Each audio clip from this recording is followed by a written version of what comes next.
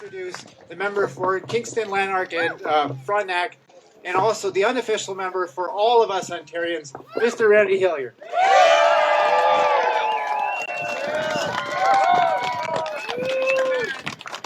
Thank you very much, Jamie and Caitlin.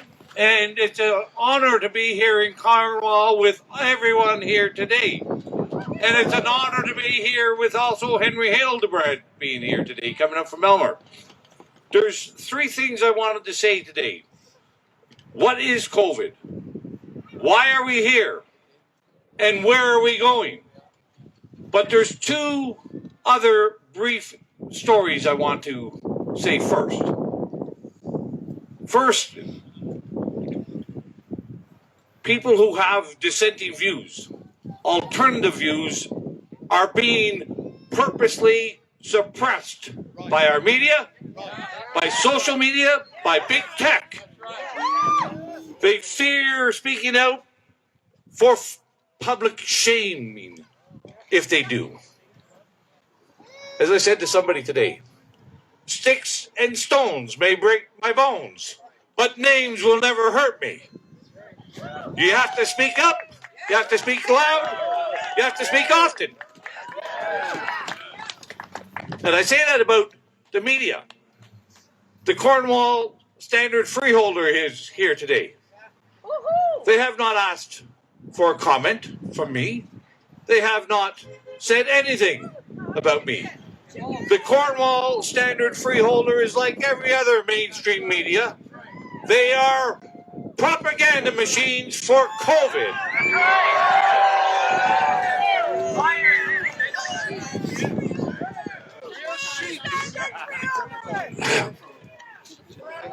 Caitlin mentioned something as well. She said that people call us selfish. I'm going to tell you who is selfish. Because I was speaking with a lady in this audience today. She has not been with her son for a year now. She cannot visit and be with her loved ones because of COVID. Not because of COVID, but because of government policies about COVID. The harm we are allowing our governments to do to people, preventing loved ones from being with one another, preventing loved ones being with one another in their dying days. Who is being selfish? Who is being harmful to society? It is not us. And I could go on about so many people that I talked with back in the early days and continue, who were full of dread and fear and terror and anguish over not being allowed to commemorate the life of a loved one who has passed away, who were separated from their spouse who was in a long-term care, who could not get needed medical attention. And they call us selfish? Not a chance. But I want to go back. What is COVID?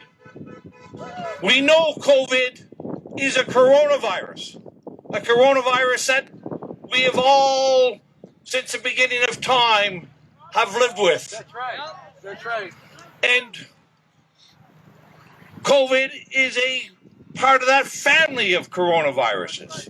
And we know that it shares about 80% of the same properties as every other coronavirus, including the common cold.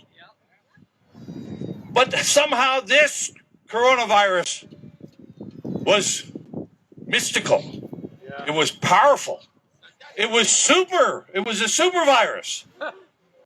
It could be transmitted by people who weren't infectious. It could be communicated through glass windows. Asymptomatic people were a danger to us all. Wow. And we took on these magical properties of this super virus. And we said it was unlike every other coronavirus. It's like we know there are many breeds of dogs. We know a dog all has 4 legs. They all have 4 legs. They all have a tail. They don't lay eggs. They're not chickens. They bark. They yap. They lick your face. They lick your hands. We know what dogs are. Even the Chihuahua or the Newfoundland dog. They're still a dog.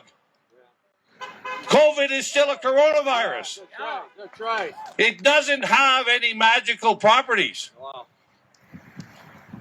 It's a danger if you're old, if you're unwell, That's right. if you have significant illnesses.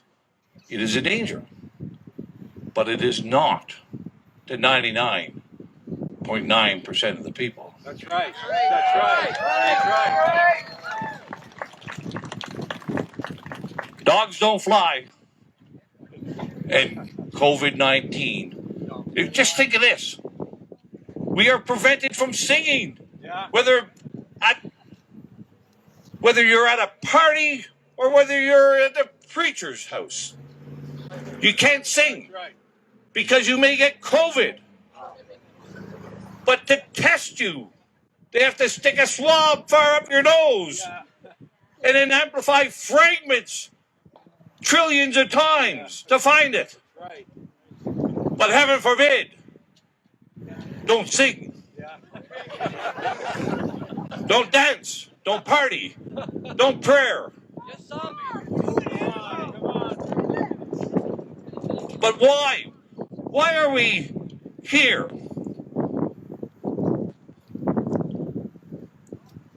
There's 2 things for me.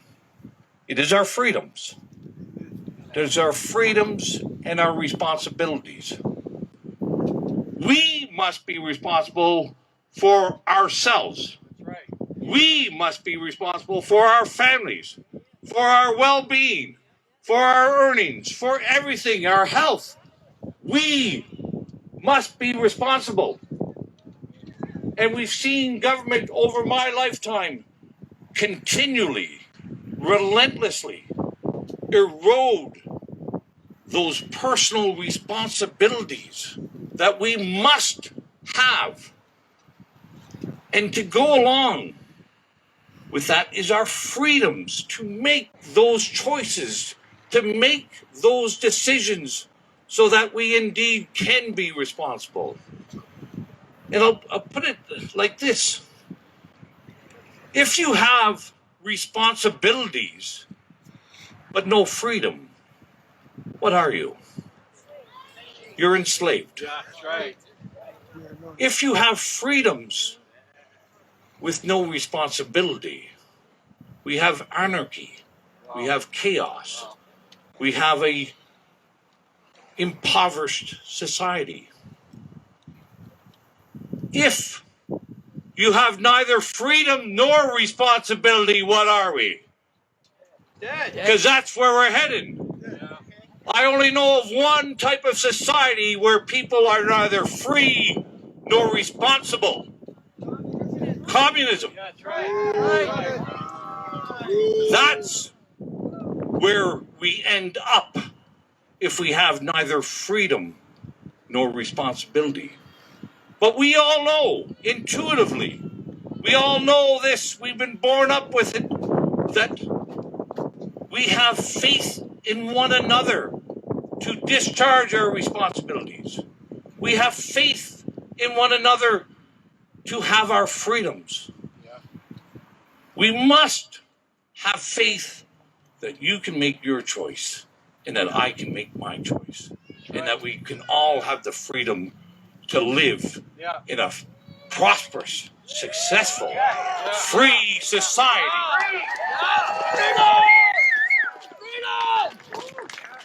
I want to thank Henry Hildebrand because the last part of this is where are we going? Where are we going? The future is unknown. We don't know what the future holds. But we do know that we are the authors of our own future. It is not predetermined by others. It is not predetermined by a virus or our government. It is us. Henry started a journey in Elmer. He showed us a path forward. He showed us that we must get involved on this journey. That journey has taken him to Cornwall today.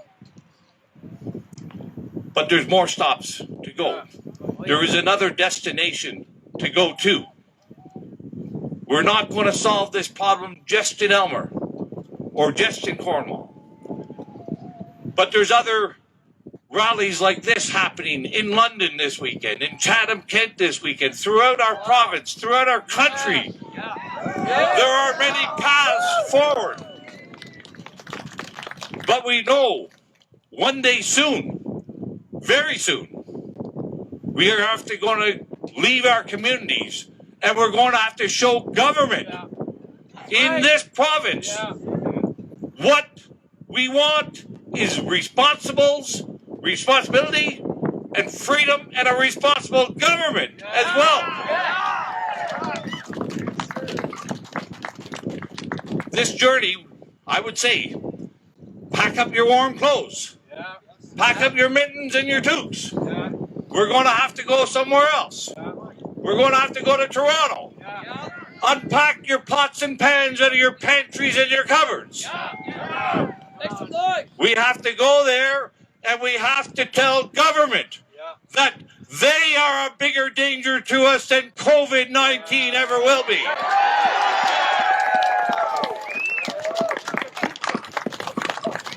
This is a warm-up. But we know where we're going. We know the path forward. And soon we'll be there. Henry, would you come up to the stage? Take the microphone. We lost power there. You're like the speaker in the House, turning me off.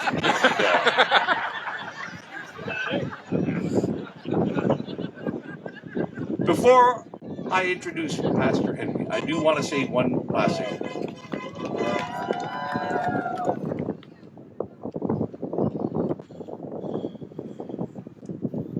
I've also been involved with another group. You'll see number signs here.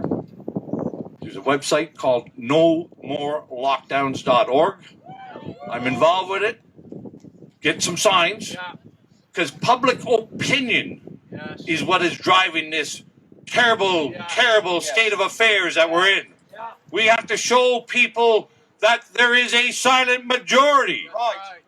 A free and responsible silent majority, but we'll be not silent any longer.